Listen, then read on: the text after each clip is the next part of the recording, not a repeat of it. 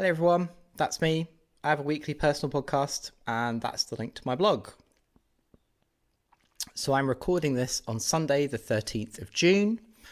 It's a real shame that I can't make it to Malmo to present this in person, but it is what it is, I suppose. If I was there, I wanted to give this talk as a discussion or maybe a workshop about the future. But instead, this talk is going to be somewhat experimental, as Solarpunk is about conceptual bricolage, as is this talk. If you find anything interesting in today's talk, please take it, use it, build upon it, reach out, message me, collaborate, let's do whatever. That would be really cool. So I want to talk about the future, not what I think is going to happen, but instead I want to talk about what it might feel like when we get there. I want to talk about how the future makes us feel today and how today is all we have. I'm going to talk about the past and the present and the future. I'm going to talk about mass culture's defuturing impulses and the tools we may need to think about countering them. About how the future is as much about today as it is tomorrow. And how the future is a vibe. Mark Fisher wrote in Ghosts of My Life in 2014 that it doesn't feel like the future, or alternatively, it doesn't feel as though the 21st century has started yet. We remain trapped in the 20th century. The slow cancellation of the future has been accompanied by a deflation of expectations. Around the same time that Mark Fisher wrote these words about lost futures, I became an admin on a small blog on Tumblr called solarpunks.net, joining a bunch of the other admins who were trying to think about the future in a new way. In 2012, Adam Flynn had already wrote on the blog a post entitled On the Need for New Futures. He wrote, "We are starved for visions of the future that will sustain us and give us something to hope for. Ideas of life beyond the rusted chrome of yestermorrow, or nightmare realms of radiated men eating the flesh of other radiated men." Lack of positive visions of the future, I think, echoes Fisher's sentiment about the slow cancellation of the future. Solarpunk has become a collective attempt to think about or imagine new positive futures from within the cultural condition that Fisher diagnosed as capitalist realism. The widespread sense that not only is capitalism the only viable political and economic system, but also that it is now impossible to even imagine a coherent alternative to it. Advertising, for example, tells us what we desire. Fashion sells us who we might be if only we own that jacket or that pair of shoes. Late capitalism's urge to control desire is one of the ways in which it defutures our imaginations. It is the closing down of possibilities, the closing off of routes out or around the logic of capitalism that is defuturing. There can be nothing beyond the present condition, no futures or imaginative realms beyond those that cannot be bought or sold. Last year, the writer and academic Saidiya Hartman said that so much of the work of oppression is about policing the imagination. Solarpunk's role, in some sense, is to provide a space and perhaps even permission for those who would like to think past the defuturing tendencies of capitalist realism. In 2011, cyberpunk author Neil Stephenson proposed that fictional visions of the future act as hieroglyphs, simple, recognizable symbols on whose significance everyone can agree upon. Stevenson later teamed up with Arizona State University to create Project Hieroglyph, a project that attempted to find ideas and symbols that puncture the malaise of capitalist realism's steady-state imagination. Contributing to the project in 2014, Adam Flynn wrote the important essay Solarpunk Notes Towards a Manifesto. He thought that Solarpunk could be a big idea that does more than just act as a symbol. We need these big futures in new directions, towards things beyond cool toys for rich people. We are trying to make Solarpunk a concept, an aesthetic, a design fiction movement, a setting for role-playing games, because we need banners to rally around, and there is power in forming subcultures around ideas. So drawing inspiration from Le Guin's carrier bag theory of fiction, Solarpunk asks, what if we together collectively created a container that could be used by anyone to place their ideas about the future inside of? And what sort of stories could a container for the things contained create and inspire? I often describe Solarpunk as a movement in art, fashion, technology, and activism that asks and seeks the answer to the question, what does a sustainable civilization look like, and how can we get there? I usually say that the best Solarpunk is always about stories en route to a better world. Solarpunk is about finding solutions to live comfortably without fossil fuels, to equitably manage scarcity and share abundance, to be kinder to each other and to the planet that we share, because it is once a vision of the future, a thoughtful provocation, and an achievable lifestyle in progress. Solarpunk emerges from social networks and was developed into what it is today on them. As a result, it uses the mechanisms and the logic of social networks as part of its container for collective storytelling. Because social media's nature, ideas are always in juxtaposition. Think of a Tumblr feed or a subreddit. An image of an in-ground greenhouse can be next to a post on appropriate technology for water harvesting, alongside a rendering of a retrofitted suburbia with another post on urban planning and sprawl repair. What emerges is an idea or container with fuzzy edges. What is and isn't Solarpunk is up to the person placing the ideas in relation to one another.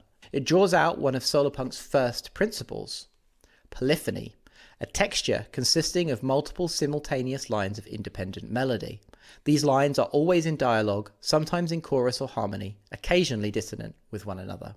Solarpunk is first and foremost trying to define the texture of its futures. For a lot of people, Solarpunk has become shorthand for an aesthetic. Many teenagers use aesthetic as an all-purpose adjective, that's so aesthetic, as a shorthand for that's so aesthetically pleasing to me.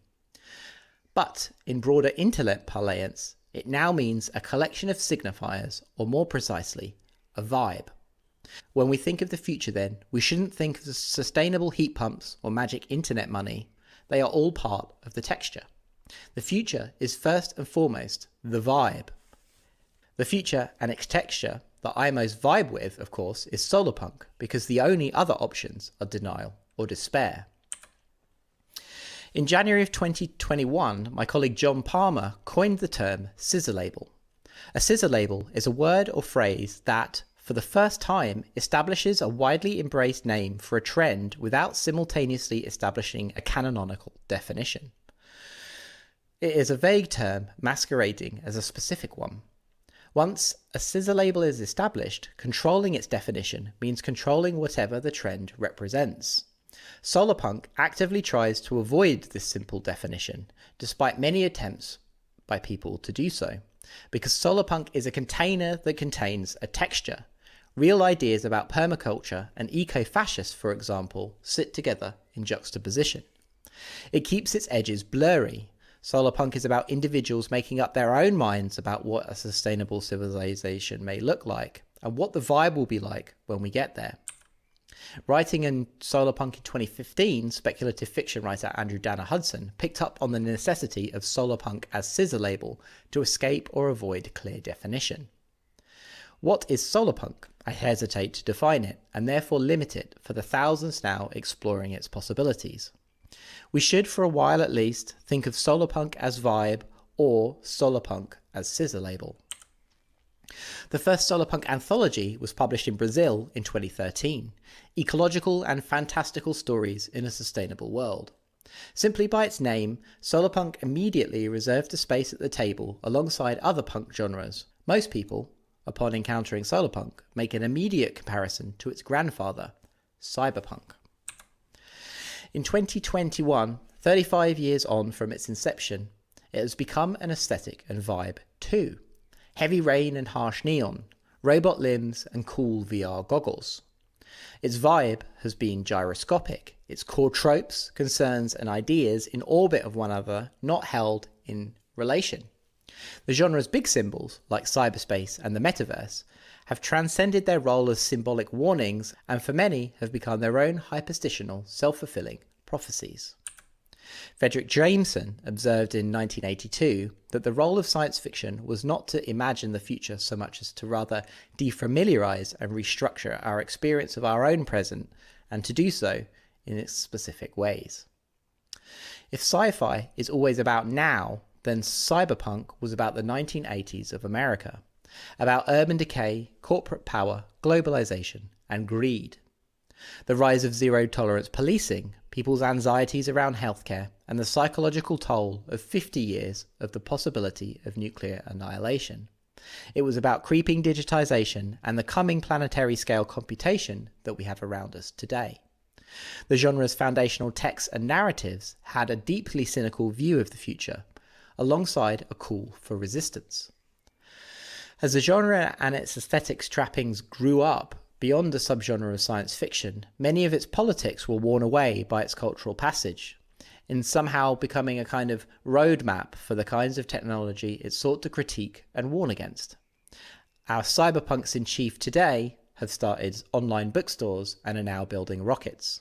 Another was the first to play with internet money, and now he wants to go to Mars and sell us real-life trucks from Robocop. So what then is Solarpunk about? Solarpunk is a vibe that is about the here and now. Its texture is made up of things that already exist in the world, and then projects them forwards, everywhere. A food forest on every street and a water filter in every home. It's about finding direction from inside the age of information, enmeshed and interlinked with one another and ourselves. Our culture has moved from a linear one to a networked one. Everything is happening all at once. There is no beginning, middle, or end of anything. Historical documents sit online amongst contemporary writing, unmoored from a linear understanding of history. In many ways, the present is as much a texture as the past or future is. All ideas are in juxtaposition. As Flynn observed back in 2012, one of the most curious facts about living as we do today is that our future does not exist, strictly speaking. Our philosophy of history has more or less collapsed, and we are confronted with a dizzying arrays of signals, strong and weak, fair and foul. Solarpunk then prefers fuzzy-edged and polyphonic thinking, ideas, text, actions, objects, and narratives, always in relation to one another, not sequential. This is why Solarpunk eschews an official canon. Indeed, I can't point you towards one single book or novel and say, that's Solarpunk. Instead, I can point you towards a steady stream of short story anthologies that have been published. Each book contains multiple voices and visions of the future, each story with its own point of view in juxtaposition with one another, each story adding to the texture, each book contributing towards the vibe. Writing on Solarpunk in the Open Library of Humanities in 2019, Dr. Rhys Williams observed, unusually, the conceptual space named Solarpunk emerged prior to the narratives that are now gradually giving it substance, and much of Solarpunk happens outside the published stories. Solarpunk is a world first and set of narratives second. Drawing inspiration from Williams and the use of the word world, and substituting it for our vibe, we can reframe Solarpunker's scissor label as an exercise in world building. Not a single shared world, but multiple worlds that can spring from its vibe. Solarpunk's vibe is created by many people, all engaged in the process of worlding. Worlding is a term used by simulation artist Ian Cheng. It's the art of devising a world by choosing its dysfunctional present, maintaining its habitable past, aiming at its transformative future, and ultimately letting it outlive your authorial control. Solarpunk is many things: a movement in speculative fiction, art, fashion, and activism. It's a container, a vibe, many worlds, each alive, held in relation. These relationships produce new narratives and possible ideas of the future in the minds that can dream them up. In a 2010 speech, A Temporality for the Creative Artist, the cyberpunk author Bruce Sterling encouraged us to embrace this condition and become multi-temporal rather than multicultural. He explained that it used to be a problem that historians could not divide themselves from the outlooks and interests of their own age. I think we are approaching a situation where the outlooks and interests of our own age make very little sense. And as a product of network culture, Solarpunk uses this multi-temporality to its advantage. The present we live in now is a consequence of our past, and in turn, the future will be produced from our present.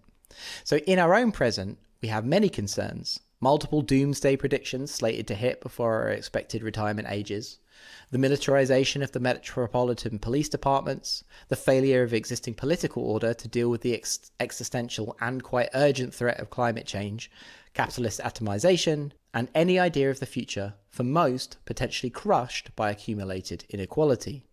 There are future pandemics and much, much more.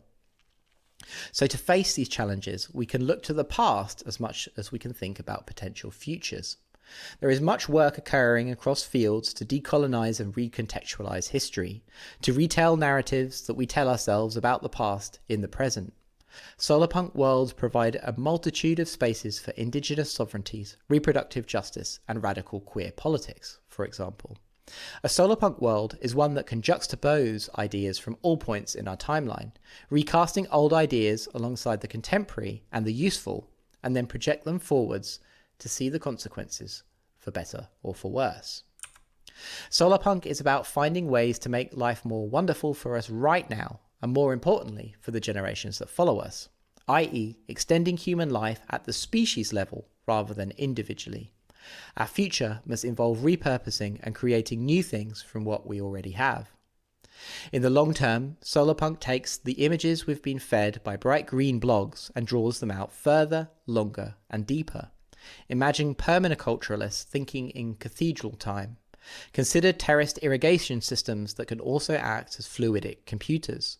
Contemplate the life of a Department of Reclamation officer managing a sparsely populated American Southwest, given over to solar collection and pump storage. Imagine smart cities being junked in favour of smart citizenry. In 2014's Notes Towards a Manifesto, the aesthetics of Solarpunk are open and evolving. As it stands, it's a mashup of the following: 1800s era of sail frontier living, but with more bicycles. Creative reuse of existing infrastructure, sometimes post-apocalyptic, sometimes present weird. Jugyard-style innovation from the developing world. High-tech backends with simple, elegant outputs. The process of Solarpunk's conceptual bricolage as space maker can also be found in a 2014 post by the Tumblr user Miss Olivia Louise. She writes, natural colours, Art Nouveau, handcrafted wares, tailors and dressmakers, streetcars, airships, stained glass window panels, education in tech and food growing, less corporate capitalism and more small businesses, rooftop and roadway solar, communal greenhouses on top of apartments, electric cars with old-fashioned looks, no cars allowed walkways lined with independent shops, renewable energy powered Art Nouveau style, tech life. I think in this post you can see a clear arrangement of past, present and future. All of these ideas are in relational juxtaposition. Solarpunk's adoption of Art Nouveau and arts and crafts also speaks to a time when technology wasn't white cube, but tinkerable. Solarpunks, of course, support the right to repair. But it's not the Art Nouveau itself that makes it Solarpunk. If Art Nouveau references become an aesthetic shorthand for utopian future, then they'll become another consumable trope for the wealthy to cling to. Solarpunk will and cannot mean one thing. No matter how memeified it becomes, it is forever open to adoption and appropriation. It's the constant spawning of new worlds and new futures that keeps Solarpunk's fuzzy-edged, always in the process of renewal. Without this process, it becomes in danger of boxing itself in aesthetically and losing its vibe. The best Solarpunk dislocates its worlds away from the present, creating a new experience of the world today, as well as the possibilities that exist in the here and now. At its best, Solarpunk is about the speculative present. The speculative present looks like walking down the street with a head full of permacultural techniques and urban planning. It's wondering why a local piece of green space is underutilized as a space for local food production. It is being able to imagine the scrubland hill outside the local train station as a site for rewilding. Because each of these sites are places of narrative possibility that can then come complete with a future backstory that is en route to the future, that can be readily articulated to friends and family. Solarpunk is about making life more wonderful for us right now. Just as Kerry Facer uses the term the thick present, the human subjective experience of temporality is radically different, Ideas of the future shape what is experienced in the present, and the experience of the present shapes ideas about the past, and the reading of past informs ideas of future possibility. Solarpunk is about the speculative present. One of Solarpunk's maxims is to move quietly and plant things, to engage in activities in the margins. For example, the story of the Green New Deal by national politicians isn't about the margins, it's about the mainstream. The Green New Deal can only be Solarpunk when envisioned as a result of the punks, and the guerrilla gardeners, and the restorative farmers, organising on a larger scale from the bottom up, not the top down. It can only do this by recognising that there is no single authoritative Solarpunk imaginary or canon. Visions of better worlds, of course, live inside our minds, but the question of better future for whom still remains and requires some discussion. Your street, your back garden, or apartment are all real-world sites for narrative intervention.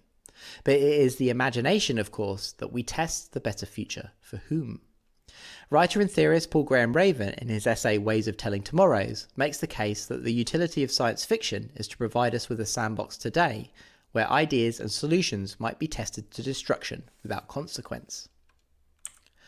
Science fiction author Madeline Ashby gave us all a piece of advice, and that is to talk loudly and frequently and in detail about the future that we want, because we can't manifest what we don't share.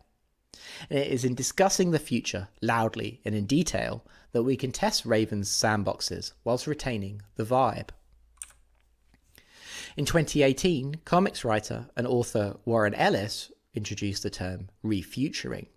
Just as rewilding is to landscape, refuturing is to the imagination.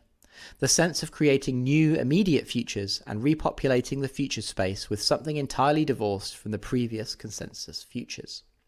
If futuring is the identification, creation and dissemination of images of the future, shaping the possibility space for action, thus enacting relationships between past, present and future, to refuture, then, is to encourage and cultivate these qualities of futuring in the minds of people who encounter Solarpunk's vibe. The dislocative process of creating speculative presence allows us to resist the defuturing process of capitalist realism by the generation of possible worlds. Solarpunk has also inspired people to become Solarpunks. Planting a garden today is a rehearsal for the future. Creative technologists building the secure decentralized messaging service Scuttlebutt are doing so under a Solarpunk banner. Others have started Solarpunk Action Week, held yearly in the last week of April. A week where Solarpunks organise and or contribute to local community projects, take part in official tree planting days, or engage in clandestine guerrilla gardening on the edgelands. Others have built seed swap libraries in old phone boxes, painted murals or got engaged with local planning committees to advocate for rewilding or rain gardens. Solarpunk is of course punk, telling a countercultural story, a reaction to the denial or despair of the mainstream. Many Solarpunk stories are about the rebels, the renegades and the outcasts engaging in the activities I've mentioned before. Solarpunk stories are about the futures that we can build if we win. Guerrilla gardening, both in fiction and in real life, is Solarpunk. But if everyone was doing it, it wouldn't be guerrilla anymore. One of the conditions of John Palmer's scissor labels is that they be maximally divisive. By nature, scissor labels have a peculiar divisive power, building energy and momentum around a trend while simultaneously bringing about controversy and debate. The telltale sign of such a conversation that is rooted in a strictly binary orientation, primarily what is or isn't part of the trend X. When this happens, X is most likely a scissor label, and the answer likely isn't binary. Scissor labels are only scissor labels as long as there is something at stake. Scissor labels are divisive in the public realm because narrative control is a form of power. The divisiveness of a term is equal to the amount of influence one side or the other perceives to have in winning control of the term and the debate. In a recent conversation with John, we concluded that Solarpunk is not strictly a scissor label. What Solarpunk believes to be at stake is the future, but not only the future, but also possible past and presents as well. Solarpunk recognises that narrative control and canon must be avoided, made slippery by its embrace of ambiguity. Its strategy of fuzzy edges, juxtaposition, conceptual bricolage, temporal dislocation, and yes, vibing, results in a container that is deliberately hard to pin down. Instead of it being a site of narrative as battleground, it becomes a site for narrative flourishing. Scissor labels are questions that produce argument and debate looking for answers. Solarpunk is seeking an answer to a question, always chasing the vibe. The opposite of a scissor label is a memetic engine. And I'm still developing the idea of a memetic engine as narrative strategy. What is and isn't part of its definition, which is ironically somewhat circular concern, a scissor label invented to describe a scissor label that isn't. But memetic engines are narrative containers that are productive and share their yield with its participants. A narrative space that appeals to people's better selves, an engine that powers and provides refuturing of its participants' imaginations.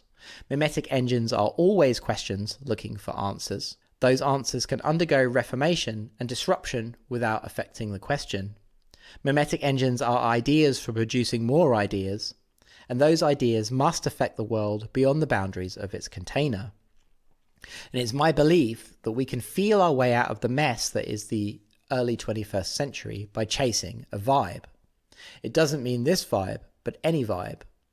Every idea that we all have should be a generous memetic engine. Ideas, groups, and community building should be about giving more possibility back than they close down. Writing in the LARB in 2018, Rhys Williams wrote the following about Solarpunk.